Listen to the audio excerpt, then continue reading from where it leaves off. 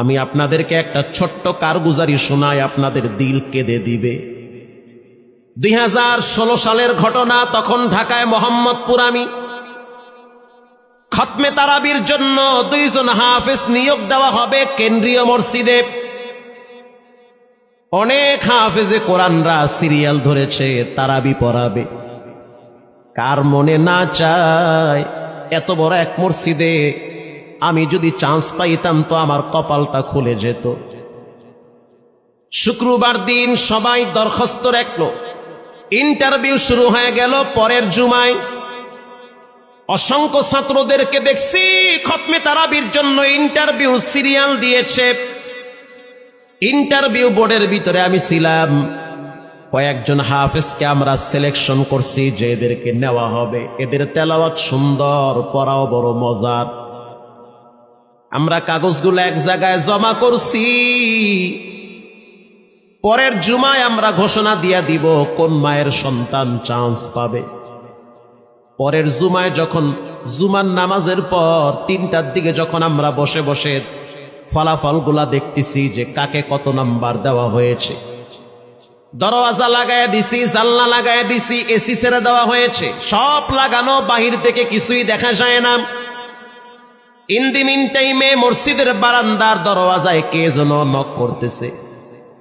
খাদেম সাহেব আস্তে করে জালনা খুইলা উকি মাইরা দেখতেছে যে 2টা ছোট বাচ্চা বাহিরে দাঁড়িয়ে আছে, একেবারে অল্প বয়স।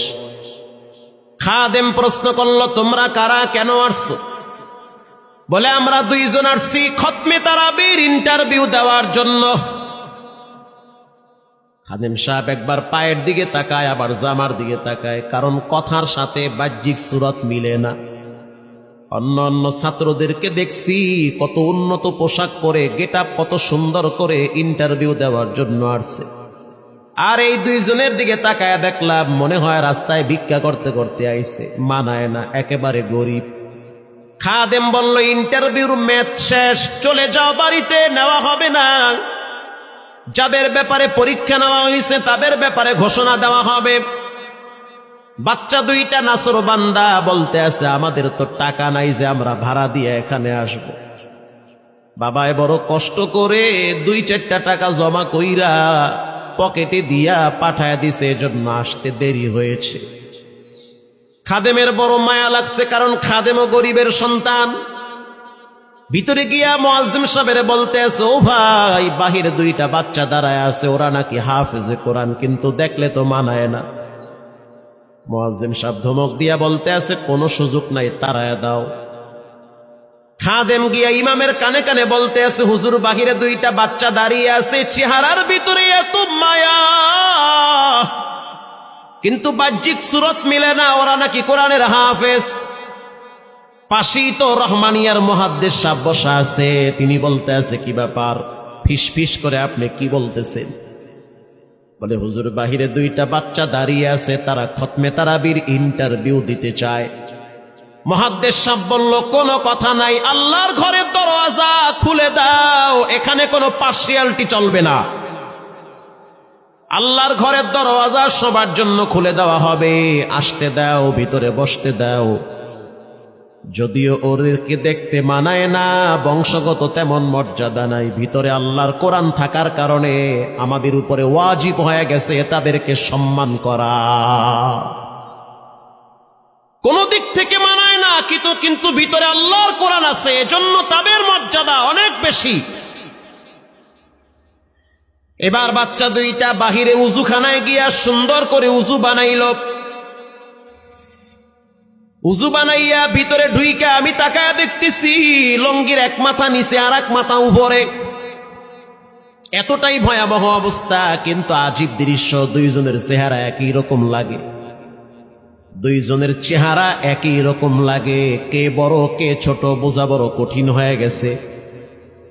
মুসলমান ভাইয়েরা আমার, ইমাম সাহেব প্রশ্ন করলো, তোমরা 2 জনের বাড়ি কোথায়? বলে, আমরা নারায়ণগঞ্জে ভাড়া থাকি। বাড়ি কোথায়? বলে, আমাদের বাড়ি কুড়িগ্রামে। কুড়িগ্রাম থেকে ঢাকায় কেমনে আসছো? বলে, বাবায় ঢাকায় নিয়ে আসছে। কয় মাসে কোরআন শরীফ খতম করেছ? বলে আমরা দুইজনে 11 মাসে 30 পারা কোরআন খতম করেছি। ইমাম সাহেব একবার চেহারার দিকে তাকায় আর একবার পায়ের দিকে তাকায়। স্থানীয় গণ্যমান্য অনেক ব্যক্তিরা তাকায় আছে এদের দিকে। ইমাম সাহেব বলতে আছে, বাবা তারাবির ইন্টারভিউ শেষ হয়ে গেছে, বাড়ি চলে যাও। যেটা একটু দেখতে ছোট, ও চোখের পানি দেখলাম টিস্যু দিয়া মুছতেছে। কেন কাঁদতেছ? বলে আমরা গরিব, তার জন্য মনে হয় আমাদেরকে তাড়ায়া দিতেছেন।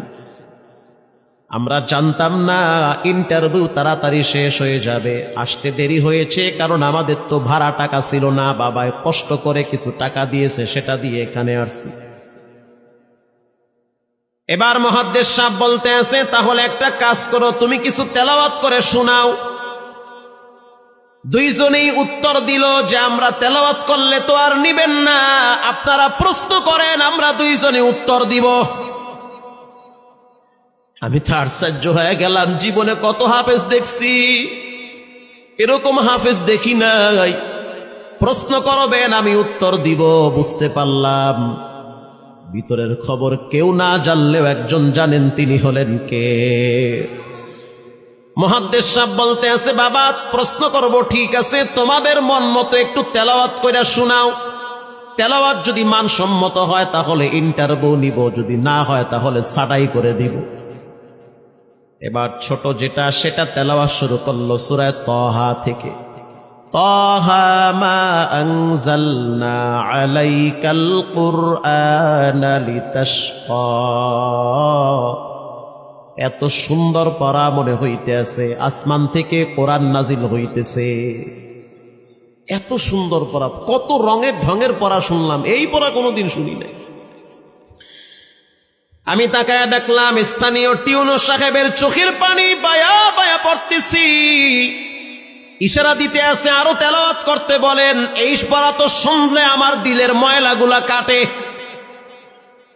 আল্লাহর ঘরে যখন গেছি বাইতুল্লাহ ফজরের টাইমে ইমাম সাহেব তেলাওয়াত করলে যেমন মনে হয়, মনে হইতে আছে ওই কোরআনের আওয়াজটা এখন এই মসজিদে বাজতেছে। ছোট বাচ্চাটা তেলাওয়াত করলো, বড় সন্তানটাও তেলাওয়াত করলো। এবার যারা হাফেজ সাহেব ছিল তারা প্রশ্ন শুরু করলো। যেখান থেকে প্রশ্ন করে পৃষ্ঠা ঠেকায়া দেয়, একটা জায়গায়ও আটকাইতে পারে না। এমনকি বাচ্চা দুইটা এটাও বলেছে, যদি আপনাদের যদি ধৈর্য থাকে তো আমরা দুইজনে পুরা 30 পারা এখানে এক দাঁড়ানে পড়ায়া দিব। আশা করি একটাও বাঁচবে না। এত সুন্দর পড়াশোনার পরে মোতাওয়াল্লি সাহেব বলল, সব বাদ, আমার কাছে এই দুইজনই পছন্দ হয়েছে।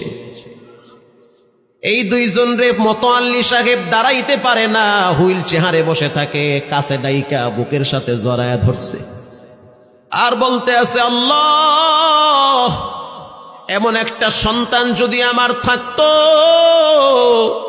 জীবনটা ধন্য হয়ে যেত। আমার মৃত্যুর পরে একটু হইল তেরা কোরআন তেলাওয়াত করতে পারত। নিয়োগ হয়ে গেল, তারাবি শুরু হয়ে গেছে। মোহাম্মদপুর থানায় গিয়ে খবর নিয়ে দেখে অনেক পুলিশরা এই বাচ্চার পিছনে দাঁড়ায় দাঁড়ায় নামাজ পড়ে চোখের পানি ছেড়ে কেঁদেছে। শুধু তাই নয়, অনেক হিন্দু মহিলারা পর্যন্ত রাস্তায় হাঁটার সময় তেলাওয়াতের আওয়াজে দাঁড়ায় দাঁড়ায় কোরআন শ্রবণ করেছে। শুধু তাই নয়, অনেক বড় বড় ডাকাত, মাস্তান, সন্ত্রাস, কিশোর গ্যাংয়েরা পর্যন্ত দাঁড়ায় দাঁড়ায় কোরআনের আওয়াজ শুনেছে। 17ই রমজান তেছে বদর দিবস, হাজার হাজার মুসল্লি দাঁড়িয়ে আছি। ইমাম সাহেব জানে না যে এরা দুইজনে আপন মায়ের পেটের ভাই হয়, এটা ইমামের জানা নাই। দুইজনে তারাবি চলতে আছে, চমৎকার পড়া, পিছনে শত শত মাওলানা মুফতি দাঁড়ায় থাকে। মনে হইতেছে তেলাওয়াতের আওয়াজে আর এক জগতে হারিয়ে যায়, এত সুন্দর পড়া। তারাবি শেষ হয়ে গেল, মুসাফা শুরু হয়ে গেল। বাচ্চা দুইটারে কেউ বুকের সাথে জড়ায়, কেউ কপালে চুমা দেয়, বলে আল্লাহর কোরআনকে চুমা দেই। হাজার হাজার মানুষ যখন আস্তে আস্তে নামাজ শেষ করে চলে গেল, একেবারে মসজিদের পিছনে